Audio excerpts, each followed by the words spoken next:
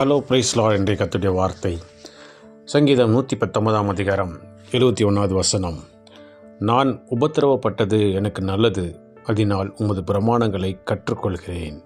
பிரியமானவர்களே, நம்முடைய வேதனைகள், நம்முடைய கஷ்டங்கள், நம்முடைய சோதனைகள் எல்லாவற்றையும் பார்த்து அவைகள் எல்லாமே நமக்கு ஒரு ஆண்டவருடைய கற்பனைகளை கற்றுக் கொடுக்கிறதாய் காணப்படுகிறது, ஒரு பாடத்தை கற்றுக் கொடுக்கிறதாய் காணப்படுகிறது.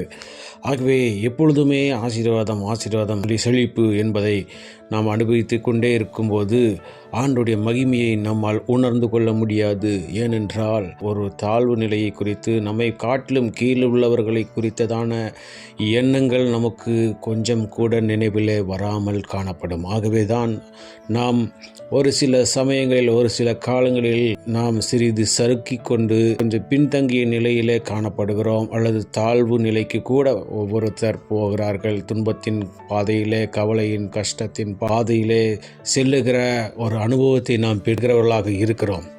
ஏனென்றால் அந்த கஷ்டத்தின் வழியாக, கஷ்டத்தின் மத்தியிலும், துன்பத்தின் மத்தியிலும், வேதனையின் மத்தியிலும், வியாதியின் மத்தியிலும் ஆண்டவரை நோக்கி கூப்பிடும்போது நிச்சயமாக ஆண்டவர் அந்த காலத்திலே நமக்கு பதில் கொடுக்கிறவராக, விடுவிக்கிறவராகவும், தப்புவிக்கிறவராகவும், சுகப்படுத்துகிறவராகவும் இருக்கிறார்.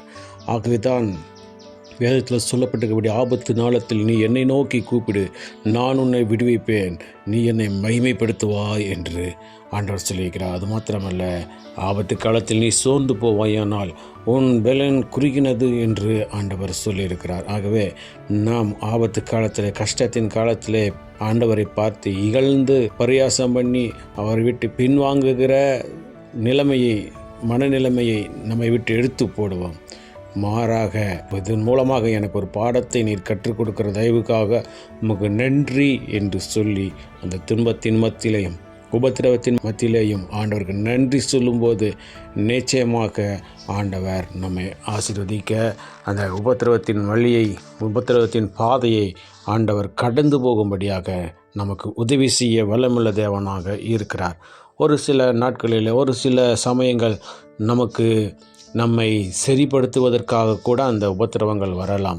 இங்கே சங்கீதக்காரன் சொல்லியிருக்கிறபடி, நான் உபத்திரவப்படுவதற்கு முன்பு வழி தப்பி நடந்தேன், இப்பொழுதோ உம்முடைய கட்டளைகளை காத்து கொண்டிருக்கிறேன் என்று சங்கீதக்காரன் சொல்லுகிறார். ஆகவே உபத்திரவப்படுவதற்கு முன்பதாக நான் என்னுடைய இஷ்டத்தின்படி அலைந்தேன், திரிந்தேன். ஆனாலும் இப்பொழுதோ உபத்திரவப்பட்டதுக்கு பிற்பாடோ நான் என் தவறுகளை உணர்ந்து இதை செய்யக்கூடாது என்று ஒவ்வொரு கட்டளைகளுக்கும் கவனமாக கீழ்ப்படுகிறேன் என்று இங்கே சங்கீதக்காரன் ஆண்டவரை பார்த்து தன்னை ஒப்பு கொடுக்கிறார் என்று பார்க்கிறோம். அதுபோல் நாமும் கூட நாம் உபத்திரவப்படுகிறது நல்லது. உபத்திரவப்படுகிறோம் என்றால் ஆண்டவரிடத்தில், ஆண்டவரே, இந்த நான் செய்த பாவங்களை மன்னித்தருளும், உமக்கு விரோதமாய் செய்த தவறுகளை, வழிதப்பி நடந்த பாவங்களை, தவறுகளை மன்னித்தருளும், என்மேல் கிருபையாயிரும் என்று சொல்லும்போது நிச்சயமாக ஆண்டவர் நமக்கு இறங்கி நம்மேல் கிருபையாய் இருக்க வல்லமுள்ள தேவனாக இருக்கிறார். ஆகவே ஆண்டவர் நமக்கு ஒரு பாடத்தை கற்பித்து கொண்டிருக்கிறார். வாழ்க்கையிலே நடக்கிற ஒவ்வொரு காரியங்களின் மூலமாக, ஒவ்வொரு சந்தர்ப்ப சூழ்நிலைகளின் மூலமாக நமக்கு பாடத்தை கற்றுக் கொடுக்கிறார். ஆண்டவருடைய மகிமையை காண வேண்டும் என்றால் ஆண்டவரோடே ஒன்றி இருந்து, ஆண்டவர் மேலே நம்பிக்கையாக இருக்கும்போது ஆண்டவருடைய மகிமையை,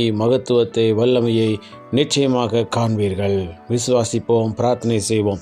எங்கள் அன்பை நேசிக்குதான பரலோகத்தின் தந்தையே, ஆஸ்வதிக்கப்பட்டதான இந்த நாளிலையும் நீர் கொடுத்தபடி வார்த்தைக்காக நன்றி செலுத்துகிறோம். என்னோடு சேர்ந்து ஜெபிக்கிற ஒவ்வொரு பிள்ளைகளுடைய வாழ்க்கையில் ஆண்டவரே, இந்த செங்கடலை போல இருக்கிற பிரச்சனைகளை கடந்து போகத்தக்கதாக, கடந்து செல்லத்தக்கதாக வழியை நீர் திறப்பீராக.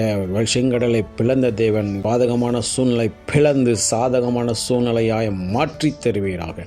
இந்த நாளில் நாங்கள் செய்கிற வேலைகள், தொழில்கள், படிப்புகள், ஊழியங்கள், போக்குவரத்துகள் எல்லாவற்றிலும் கரம் கூர்ந்து பிரிய கருத்தை செய்து நாமத்தை மேம்படுத்த வேண்டுமா எங்களுக்கு காப்பாடு இயேசு கிறிஸ்துவின் நாமத்தின் மூலமாக கெஞ்சி கேட்டுக்கொள்கிறேன், எங்கள் ஜீவனுள்ள நல்ல பிதாவே. ஆமீன், ஆமீன்.